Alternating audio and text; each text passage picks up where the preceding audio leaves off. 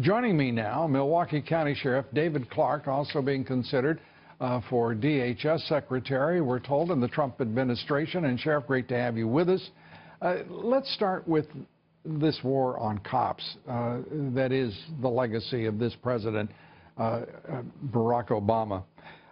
What can be done by Donald Trump to stop this?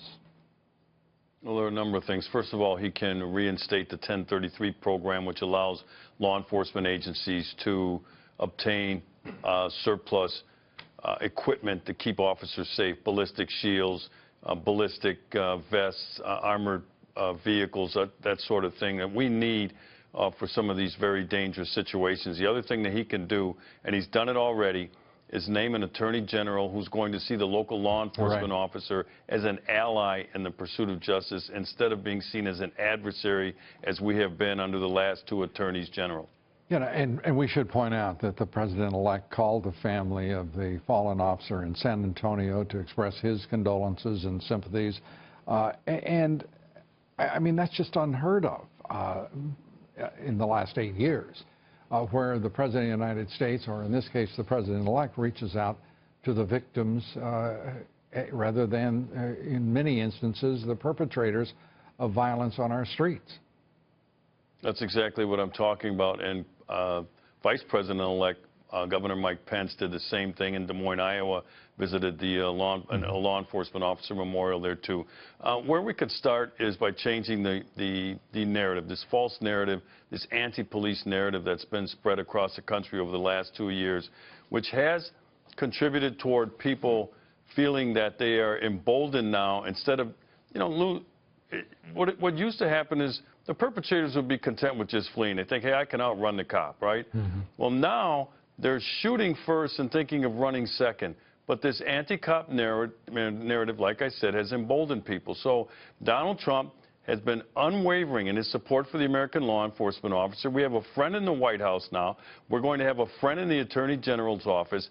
And that will at least usher in a new narrative. There's some other things that we have to do, but at least we can get rid of this very dangerous rhetoric that has emboldened the criminal element.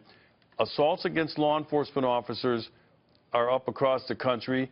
Ambush attacks are up 142%. The deaths of law enforcement officers is up nearly 45% compared to 2015. Right. Those are troubling statistics that Donald Trump understands, and Senator Jeff Sessions does as well.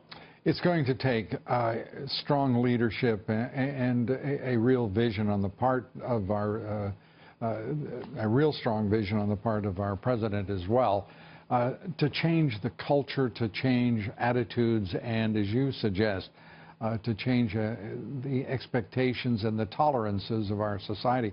More than 700 people shot dead in Chicago, for crying out loud, and Rahm Emanuel is talking about preserving sanctuary city status for illegal immigrants. I mean, this is madness, what we're witnessing.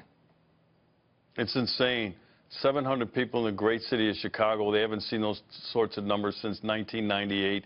Over 3,000 people shot in non-fatal shootings. And as you indicated, Mayor Rahm Emanuel is talking about protecting illegal immigrants. He refers to them as citizens. He said they want to protect our citizens, but they are not citizens in the United States. And apparently he has his priorities all screwed up. Black people are dropping like flies, and Rahm Emanuel is focusing on illegal immigrants. That is a slap in the face to the great people in the city of Chicago, as well as the Chicago Police Department. Well, Sheriff, I know you won't be able to tell us much, but I will say this to you. We appreciate all of the service that you provide to the nation, as well as your jurisdiction there in Milwaukee, and we wish you good luck with the Trump administration, and hope you, get exactly what you want and so richly deserve. Sheriff, good to have you with us.